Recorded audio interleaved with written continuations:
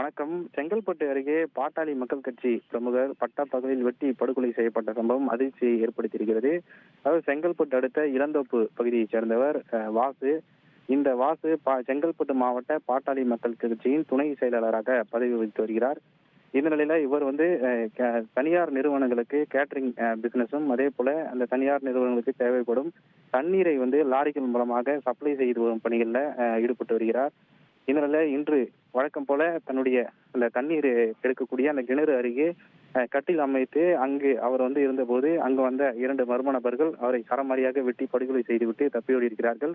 தொடர்ந்து இது குறித்து தகவல் அறிந்து வந்த செங்கல்பட்டு தாலுகா போலீசார் இந்த வாசுவின் உடலை கைப்பற்றி தற்போது பிரேத பரிசோதனைக்காக செங்கல்பட்டு அரசு மருத்துவமனைக்கு அனுப்பி வைத்திருக்கிறார்கள்.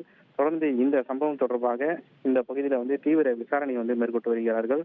அது தொழில் போட்டி காரணமாக இவர் வாசு கொலை செய்யப்பட்டாரா அல்லது அரசியல் தலையீடு காரணமாக இவர் கொலை செய்யப்பட்டாரா என்பது குறித்தான விசாரணைகள் தற்போது நடைபெற்று வருகிறது. தற்போது உடல் செங்கல்பட்டு அரசு மருத்துவமனைக்கு ஆம்புலன்ஸ் மூலமாக அனுப்பி வைக்கப்பட்ட நிலையில தொடர்ந்து இந்த பகுதியில் ஒரு பரபரப்பான சூழ்நிலை நிலவுகிறது.